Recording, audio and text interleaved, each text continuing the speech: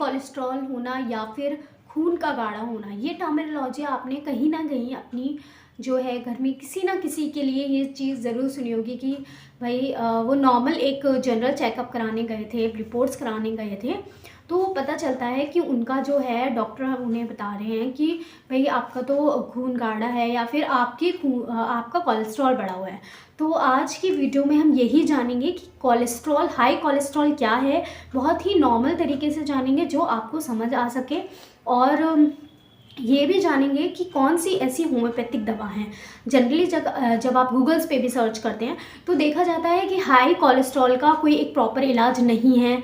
आपको लाइफस्टाइल में जो है चेंजेस करने हैं, अपनी डाइट में चेंजेस करने हैं, तभी आपका जो है कोलेस्ट्रॉल के जो आपका जनरली लिपिड प्रोफाइल जिसे हम समझ सकते हैं कि आपका लेवल्स जो हैं बड़े आ रहे हैं, तो उसको कंट्रोल करने का कोई तरीका नहीं है कि बस आप अपने जो है डाइट पे ध्यान रखें। बट लोग सोचते हैं कि अगर आ भी रहा है रिपोर्ट्स तो जनरली निगलेक्ट कर लेते हैं, तो ये निगलेक्ट करने वाली भी सिचुएशन नहीं है।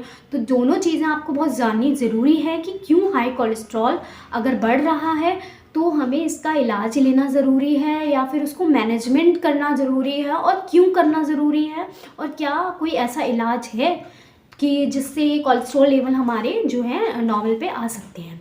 तो बिल्कुल होम्योपैथी में ऐसी दवाइयाँ हैं, तो वही होम्योपैथिक दवाइयाँ मैं आपके साथ कुछ डिस्कस करूँगी, जानकारी दूंगी, ताकि आपको पता चले कि होम्योपैथी में इतनी महत्वपूर्ण दवाएं हैं जो आपके हार्ट को हेल्थी रखने में, आपको कोलेस्ट्रॉल की दिक्कत से निजात पाने में मदद करती हैं।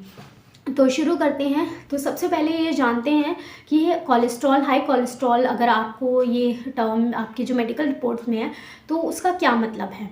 तो हाई कोलेस्ट्रॉल का मतलब हमारे बॉडी में जो कोलेस्ट्रॉल की मात्रा, कोलेस्ट्रॉल एक तरह का हमारे बॉडी में आप समझ सकते हैं फैट, जब बहुत ज़्यादा जो भी हम इंटेक कर रहे हैं, खाना खा रहे हैं, ऑयल खा रहे हैं, वो कन्वर्ट होता है, जो एक्सेस फैट होता है हमारी बॉडी में जो है कन्वर्ट होता है, एनर्जी की फॉर्म में कन्वर्ट हो जाता है। बट उसका अमाउंट अगर एनर्जी से भी ज़्यादा जो हम जितना काम नहीं कर रहे हैं, हमारी बॉडी को नहीं चाहिए, तो वो कोलेस्ट्रॉल में जाके कन्वर्ट हो जाता है।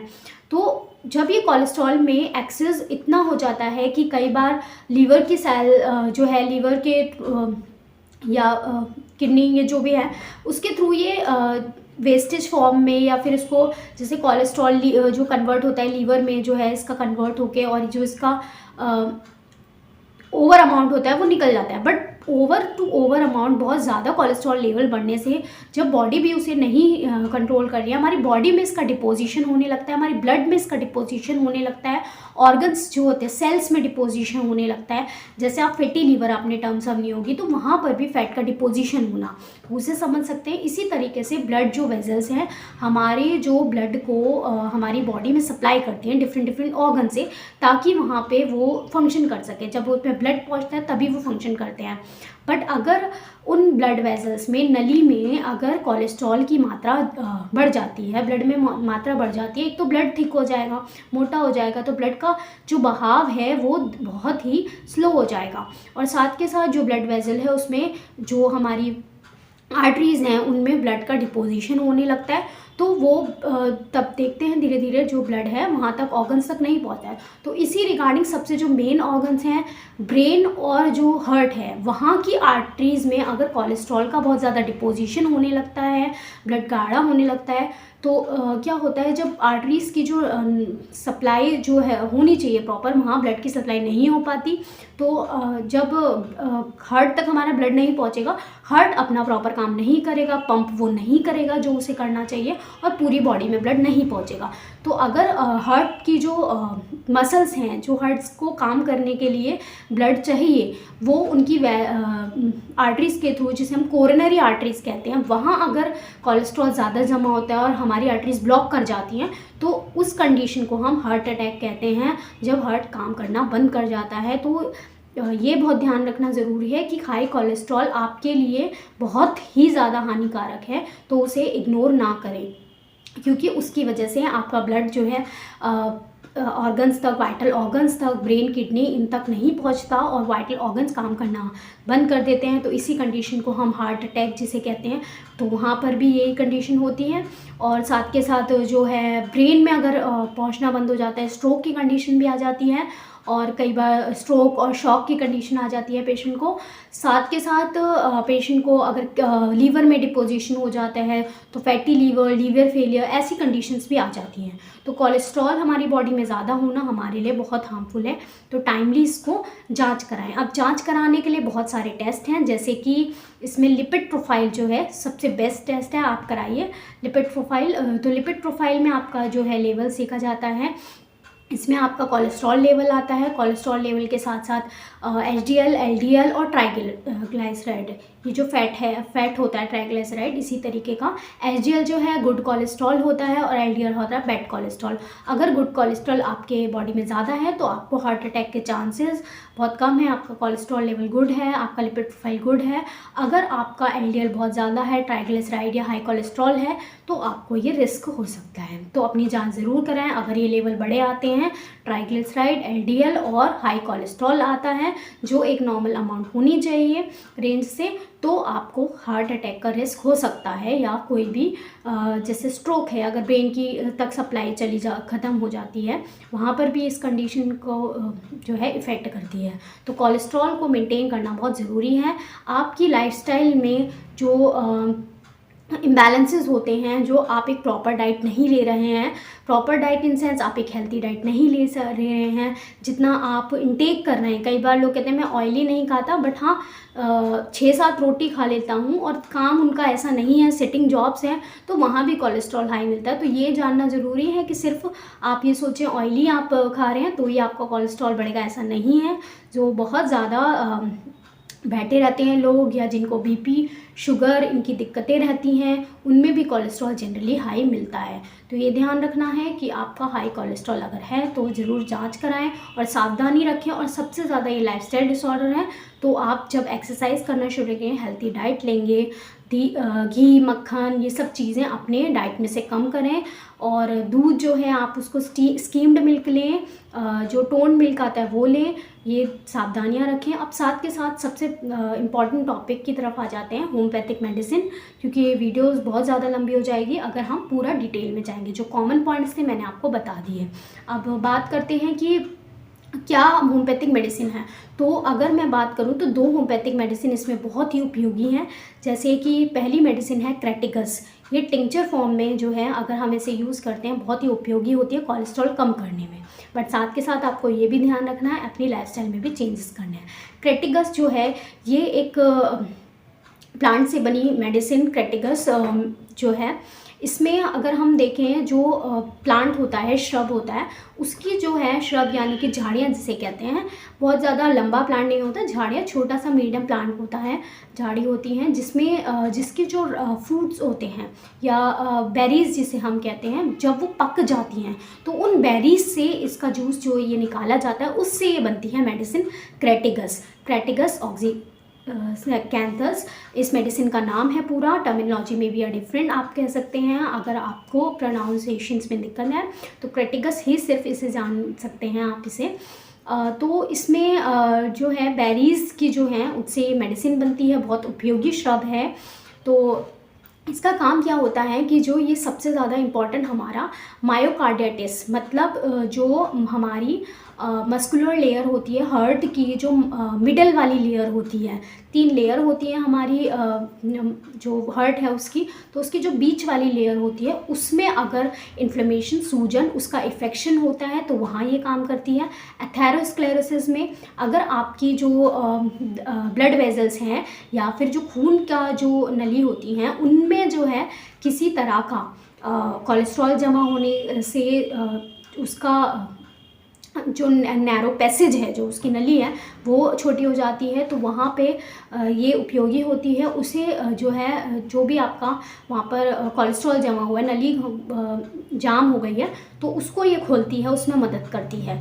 तो इस तरीके से आपका क्लॉट नहीं बनेगा, ब्लड आपका रुकेगा नहीं, सप्लाई नहीं रुकेगी, और उसको क्लियर करती है पैसेज को, कहीं भी कोलेस्ट्रॉल जमा होता है। एथेरोस्क्लेरोसिस में ये मदद करती है, जिसको हम टर्मिनोलॉजी बोलते हैं एथेरोस्क्लेरोसिस, की ब्लड जो वेजल्स हैं वहाँ पर कोलेस्ट्रॉल का जमा हो जाना या उसके पैसेजेस का अगर नैरोइंग हो जाती है, उसे हम कहते हैं आर्टेरियोस्क्लेरोसिस।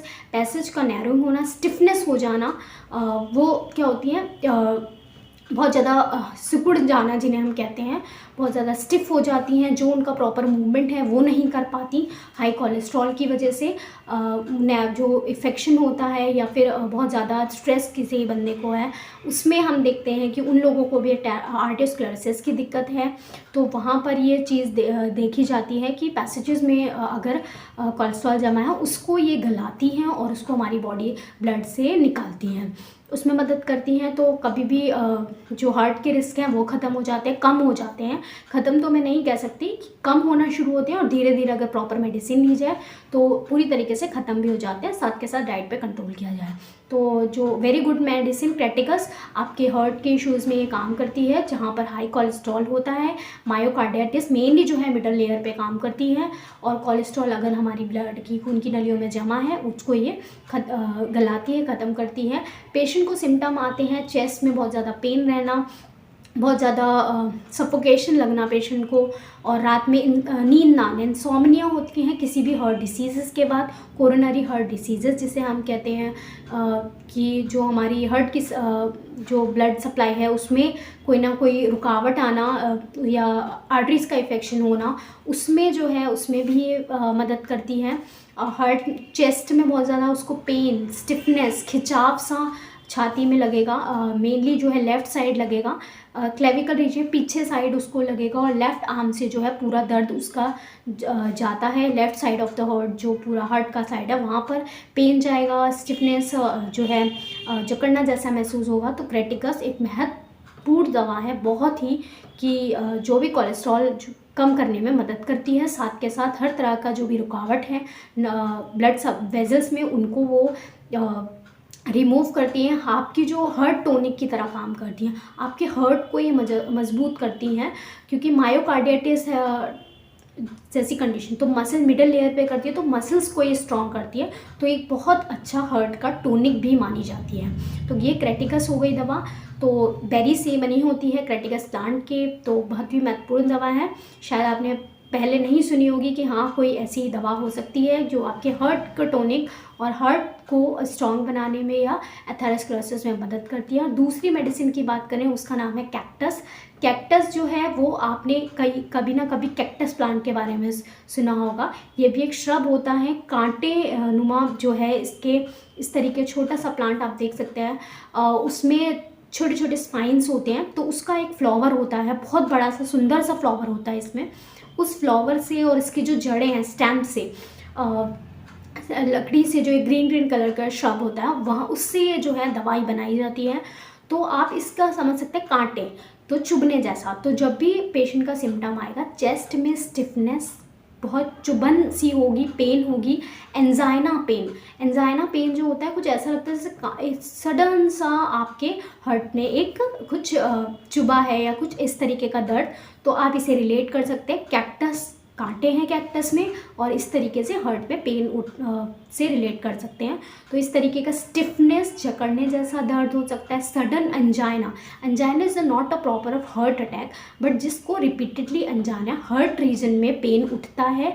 ये क्यों उठता है? जब वहाँ की ब्लड सप्लाई में कुछ ना कुछ रुकावट है, सडन कहीं ना कहीं ब्लड सप्लाई में रुकावट होने के कारण ब्लड हार्ट तक ब्लड नहीं पहुँचा है, तो सडन एकदम से पेन उठता है। बहुत से लोगों को एंजाइना की दिक्कत होती है, लोग उसे अगर angina that is heart side pain होना, लेफ़्ट साइड पेन होना और सडन सा हार्ट रीजन में पेन होना बहुत सीवियर होता है, कई बार बर्दाश्त नहीं होता, बहुत कुछ सेकंड से मिनटों तक का, मिनट भी बहुत ज़्यादा बोलेंगे, सेकंड तक का दर्द रहता है। बट जिसको रिपीटली एंजाइना है तो उनको चांसेस होते हैं कि कोरोनरी कोई ना कोई हार्ट डिसीज़ हो सकती है, तो अपने टेस्ट कराने चाहिए, लिपिड प्रोफाइल कराना चाहिए। साथ के साथ ECG भी अगर लगता है ज़रूरत तो ज़रूर कराएं। अगर रिपीटेडली आपको लगता है हार्ट साइड आपको कभी कभी सडन सेकंडों का पेन है, रात में सोते वक्त या कभी भी अर्जेंट काम करते वक्त भी होता है, तो ये एंजाइना में भी मदद करती है। इसका मतलब कोई ना कोई ब्लड में रुकावट है, उसमें मदद करती है। अगर इस दवा का क्रेटिकस से हम रिलेट करें तो ये एंडोकार्डियाटिस कंडीशन में मदद करती है। एंडोकार्डियाटिस मतलब जो हार्ट की सबसे अंदर वाली लेयर जो कि जिससे बनी होती है वॉल्स मतलब जो हमारे दो पैसेज होते हैं, लेफ़्ट आर्टरिया और लेफ़्ट वेंट्रिकल, तो उनके बीच में एक दीवार सी जो होती है जिसे हम वॉल्व कहते हैं ना, वॉल्व चेंज कराना पड़ा। आपने सुना होगा, तो वो इस तरीके का वॉल जो होती है वो उसे जो सबसे अंदर वाली लेयर है उसमें कोई ना कोई इन्फेक्शन, वॉल्व अपना काम नहीं कर रही है, या तो बहुत ज़्यादा रैपिड एक्शन हो रहा है ब्लड का जो प्रॉपर होना चाहिए, जो एक नॉर्मल है उससे नहीं हो रहा है, तो उसको यह प्रॉपर करने में मदद करती है। हार्ट के एक्शन को इम्प्रूव करती है। अगर कोई ना कोई रुकावट है हार्ट्स की मसल, जो एंडोकार्डियाटिस मतलब अंदर वाली लेयर में कुछ ना कुछ दिक्कत है, उसमें मदद करती है। इन्फ्लेमेशन है, सूजन है, बैक्टीरियल की वजह से हो सकता है, वायरल की वजह से हो सकता है, या किसी भी कारण से अगर वहाँ पर इन्फेक्शन हुआ है उसको ये इम्प्रूव करती है और उसका प्रॉपर काम करने में मदद करती है। तो मीट्रल वॉल्स जो जिसे हम कहते हैं, जो लेफ़्ट आर्टरी और लेफ़्ट वेंट्रिकल के बीच में होती है, उसमें कोई इनसफिशेंसी, मीट्रल इनसफिशेंसी अगर इस टर्म से समझे तो मीट्रल का वॉल्व का काम ना करना प्रॉपर, उसमें भी ये मदद करती है। या तो वो बहुत ज़्यादा स्टिफ हो गई हैं, या फिर जब वो काम करती हैं तो एकदम बहुत ही शट डाउन जो कि प्रॉपर हार्ट का फंक्शन नहीं होता, तो उसमें भी ये मदद करती है, उसको नॉर्मलाइज करती है। कैक्टस और मैंने बताया एंडोकार्डियाटिस में मदद करती है, अंदर वाली लेयर में अगर इन्फ्लेमेशन, सूजन हो गई है उसमें मदद करती है। बैक्टीरियल वायरल इन्फेक्शन की वजह से कई बार वहाँ पर सूजन हो जाती है, इन्फेक्शन हो जाता है, तो वहाँ पर ये इफेक्ट करती हैं। तो पेशेंट को कई बार हार्ट के सिम्टम आने लगते हैं, बहुत ज़्यादा पेन, फीवर होना, जकड़े जाना। कैक्टस है तो पूरा उसको लगेगा चेस्ट में स्टिफनेस है, जकड़ापन है, इस तरीके की फीलिंग होती है पेशेंट को। हाई बीपी होना और लो बीपी दोनों ही कंडीशन में मदद करती है। आर्टेरियोस्क्लेरोसिस में मदद करती है। अगर बहुत ज़्यादा स्टिफ हो गई हैं आपकी आर्टरीज़, प्रॉपर जो काम करना चाहिए इसका एक प्रॉपर मूवमेंट होता है जिससे ब्लड सप्लाई प्रॉपर होती है, ऑर्गन तक वो नहीं हो रही है, उसमें भी ये प्रॉपर उसको सॉफ्टनिंग करती है, नॉर्मल जो ब्लड फ्लो है उसमें मदद करती है। तो कभी भी हार्ट की इवन एंजाइना कंडीशंस में, या हार्ट के कोई भी डिसऑर्डर्स हैं आर्टरीज़ के, उसमें ये और कोलेस्ट्रॉल रोकने में, तो पूरी हार्ट की ये दोनों मेडिसिन हैं, और साथ के साथ कोलेस्ट्रॉल की एक बहुत अच्छी मेडिसिन है। कभी भी कोलेस्ट्रॉल और हार्ट की बात आए तो इन दोनों मेडिसिन को ज़रूर याद रखें। So hope you like this video. इन दोनों मेडिसिन का सबसे याद रखना कि टिंचर फॉर्म में इसे यूज़ किया जाता है। 20-20 ड्रॉप जो है इनमें से दोनों मेडिसिन का आप मिक्सचर मिला के सुबह शाम आप ले सकते हैं अगर आपको हार्ट की डिसीज़ रहती है। सबसे पहले मैं यही कहना चाहूँगी, अगर कॉम्प्लिकेशन है, हार्ट डिसीज़ है, मेनली पहले आप डॉक्टर से कंसल्ट करें, और सारी रिपोर्ट्स कराने के बाद अगर आपका कोलेस्ट्रॉल बढ़ा तो उसमें ये उपयोगी होती हैं। और डोजेस की बात रही, सबसे पहले मैं ये बोलती हूँ आपके लेवल्स देख के आपके डॉक्टर्स आपको डोजेस, और साथ के साथ ये सिर्फ 2 मेडिसिन मैंने आपको जानकारी दी, बहुत इनसे भी ज़्यादा महत्वपूर्ण और भी दवाइयाँ हैं। तो ये कुछ दवाइयाँ हैं, ये तो हैं ही कि जो हम जनरली हर पेशेंट को मैं बोलती हूँ कि ये 2 दवाई तो अपने घर में रखनी है, या फिर आपको डॉक्टर की सलाह से ये 2 दवाई जो है ज़रूर आप अपने कोलेस्ट्रॉल लेवल को कम करने में ले सकते हैं, क्योंकि डोज जो प्रॉपर अगर आपको डोज चाहिए, कितने ड्यूरेशन में, लॉन्ग ड्यूरेशन में इन दवाइयों का यूज़ ज़्यादा आपके कोलेस्ट्रॉल लेवल पे मदद करता है। तो hope you like this video. ऐसी वीडियो के लिए हमसे जुड़े रहें। आपको ये वीडियो अच्छी लगी होगी, जानकारी अच्छी लगी, स्टे सेफ, स्टे हेल्थ।